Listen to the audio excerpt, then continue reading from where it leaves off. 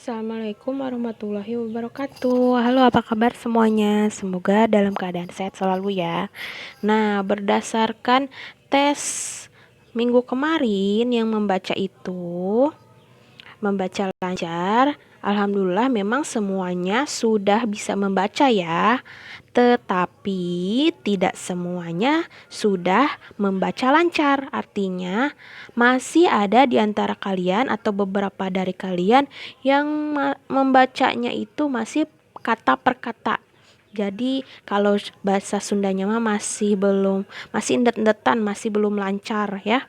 Sudah bisa baca tapi masih kata per kata. Nah, Ibu harap semakin berjalannya waktu, makin hari kemudian kamu terus belajar dan jadi membacanya itu semakin lancar ya, tidak kata per kata lagi. Nah, setelah membaca lancar, pasti kamu sudah bisa memahami apa yang kamu baca ya.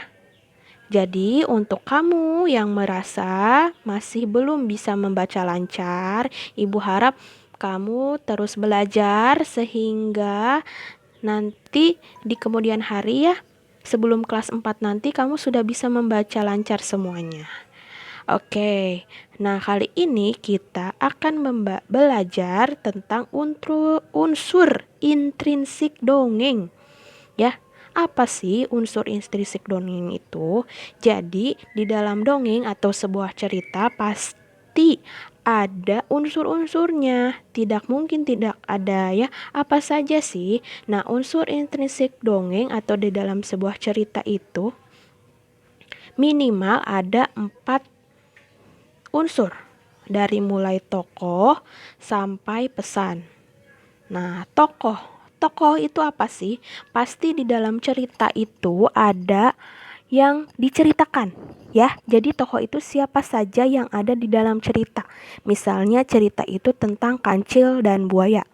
Nah, tokohnya itu yang diceritakan siapa? Pertama pasti kancil, terus buaya, terus selain mereka berdua siapa saja ya. Nah, itu tokoh. Kemudian watak. Watak itu sifat dari setiap tokohnya. Jadi sifat dari setiap tokoh kan berbeda-beda ya. Misalnya tadi kancil. Kancil itu sifatnya gimana sih, baik ataukah jahat yang diceritakan dalam cerita itu ya. Nah, setiap cerita pasti punya watak tokohnya itu berbeda-beda ya. Ada yang baik, ada yang jahatnya, ada yang mungkin penolong, ada yang sabar, ada macam-macam ya. Kemudian selain tokoh dan watak, ada juga latar. Latar itu tempat di mana cerita itu terjadi.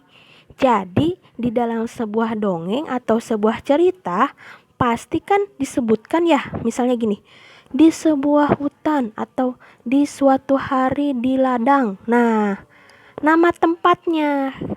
Jadi cerita itu terjadi di mana diceritakannya? Apa di hutan, atau di ladang, atau mungkin di kebun, di kota, di desa, seperti itu ya. Sampai sini paham ya? Jadi tadi tokoh siapa saja yang ada di dalam cerita, kemudian watak itu sifat dari setiap tokohnya, kemudian latar, tempat di mana cerita itu terjadi ya, diceritakannya di mana. Kemudian yang terakhir adalah pesan. Pesan pelajaran yang bisa diambil. Jadi kalau kita sudah baca cerita, pasti ada pesan yang terkandung dalam cerita tersebut. Ya, misalnya jadi pelajaran apa yang bisa kita ambil. Jadi cerita itu menceritakan tentang kelicikannya buaya misalnya. Nah, berarti pesannya kita dalam hidup tidak boleh jahat kepada orang. Nah, misalnya gitu ya. Contohnya yang akan Ibu ambil yaitu di dalam dongeng di buku paket tema 2 nih. Kamu bisa lihat ya. Nah, Ibu mengambil contoh dongeng dari buku paket tema 2 yaitu Kisah Petani dan Anak Harimau. Kita lihat ya. Siapa saja tokoh, kemudian wataknya bagaimana. latarnya di mana ya. Ini kamu juga bisa lihat di halaman 75. Oke. Nah, tentunya kalau membaca dongeng akan lebih mudah kalau kamu sudah bisa membaca lancar ya. Bacanya tidak kata per kata tadi, tapi sudah satu kalimat. Pertama pasti kita membaca judulnya dulu. Apa judulnya di sini? Ya, Kisah Petani dan Anak Harimau. Nah, kalau judul itu pasti di tengah-tengah dan paling atas ya. Nih, judulnya yang Ibu checklist tanda merah. Kemudian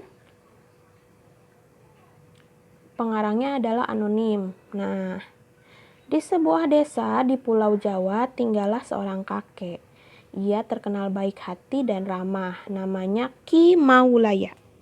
Para warga desa sangat segan dan mengagumi beliau. Sifatnya yang arif dan bijaksana sering dijadikan tempat bertanya ketika ada perselisihan. Suatu hari, Ki Maulaya pulang dari sawah.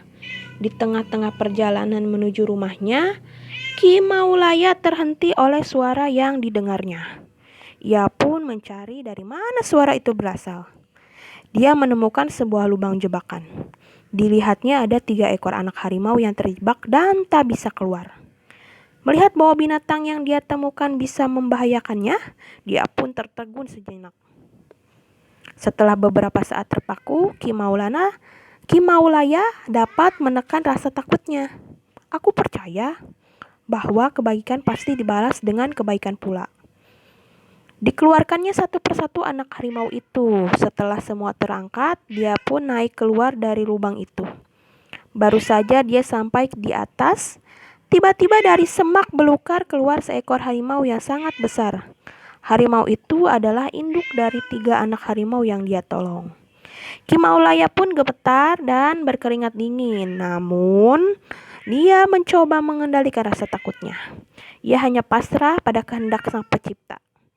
Harimau itu mendekatinya sambil mengendus-endus Ki Maulaya. Lalu dia pergi membawa anak-anaknya. Konon setelah kejadian itu, Ki Maulaya dan harimau menjadi sahabat. Harimau itu sering menunggu Ki Maulaya ketika di sawah dan menjaganya dari bahaya hewan-hewan buas. Dan apa yang diyakini Ki Maulaya terbukti.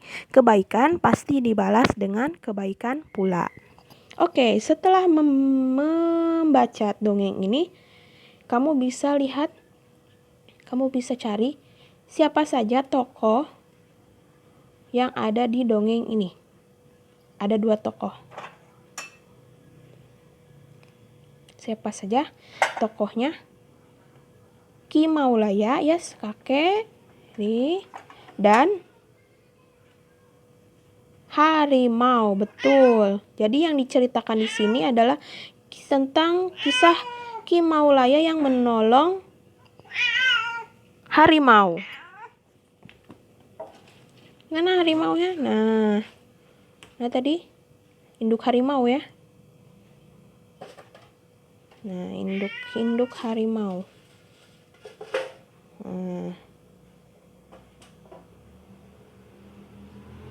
Jadi kamu bisa tuliskan tokoh dari dongeng Kisah Petani dan Anak Harimau adalah Ki Maulaya dan anak harimau. Terus yang kedua, tadi masih ingat gak? Setelah tokoh, kemudian watak. Nah, atau sifat. Jadi sifat Ki Maulaya itu apa? Sifatnya apakah jahat, baik, sombong, penolong? Gimana sifatnya Ki Maulaya? Penolong, ya, karena dia sudah menolong harimau tadi ya. Gitu. Penolong. Itu Ki Maulaya. Kalau harimaunya bagaimana watak harimaunya? Baik hati ya. Dia ternyata tahu berterima kasih gitu. Setelah ditolong dia berterima kasih kepada si kakek tadi, si kata kakek Maulaya itu. Dia tidak memakan si kakek ya, tapi dia berterima kasih dan berbuat baik. Itu karena menjadi sahabat kan setelah si kakek menolong harimau gitu, berarti harimau itu baik hati. Kemudian ceritanya ya, kemudian setelah watak tadi yang ketiga apa, latar atau tempatnya di mana ini, dongengnya diceritakannya di mana? Di sebuah desa di Pulau Jawa. Tuh udah ada tuh di awal kalimat ada nama tempatnya ya.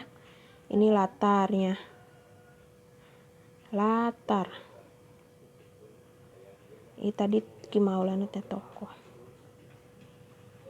Ya. Latarnya ada banyak nih, ada di desa, kemudian sawah ya. Sawah atau sawah. Ini tempatnya, latar juga.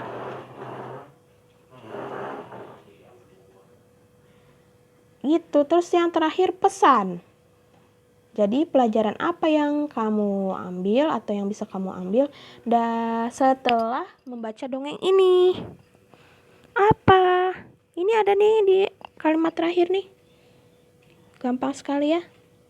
Jadi kebaikan pasti dibalas dengan kebaikan pula. Itu pesannya. Karena tadi si kakek kan sudah menolong harimau ya. Walaupun si kakek takut, karena itu kan harimau hewan buas ya, tapi si kakek tetap menolong harimaunya karena dia yakin kebaikan pasti dibalas dengan kebaikan pula. Dan benar, setelah kejadian ini Ki Maulaya dan harimau menjadi sahabat. Jadi kebaikan pasti dibalas dengan kebaikan pula. Gitu contohnya. Sampai sini paham ya?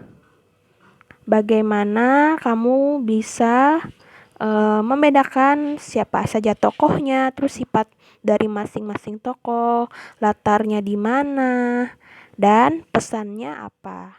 Pesan dalam sebuah dongeng. Kemudian setelah materi ini, Ibu ingin kamu mengisi latihan. Ini latihannya. Setelah tadi mendengarkan materinya, Ibu minta kalian untuk mengisi LKS halaman 43 sampai 44. Kita mundur lagi karena materi ini belum diberikan ya sama Ibu. Jadi mundur lagi ke subtema 2. Nah, kalian silahkan kerjakan LKS halaman 43 sampai 44. Isiannya itu ya, bagian 2 dan 3 saja. Bagian 2 nomor 1 sampai 10, bagian 3 nomor 1 sampai 5. Karena Ibu yakin ini isinya pasti panjang-panjang, jadi Ibu minta kalian untuk salin jawabannya saja ke dalam buku tulis. Bisa ya? Oke, jika ada pertanyaan kamu bisa WhatsApp Ibu atau komen di bawah. Kemudian kalau belum mengerti kamu bisa putar ulang videonya. Jangan lupa juga kasih like ya, kasih jempolnya dan subscribe channel YouTube ini. Oke, terima kasih. Tetap semangat selalu. Wassalamualaikum warahmatullahi wabarakatuh.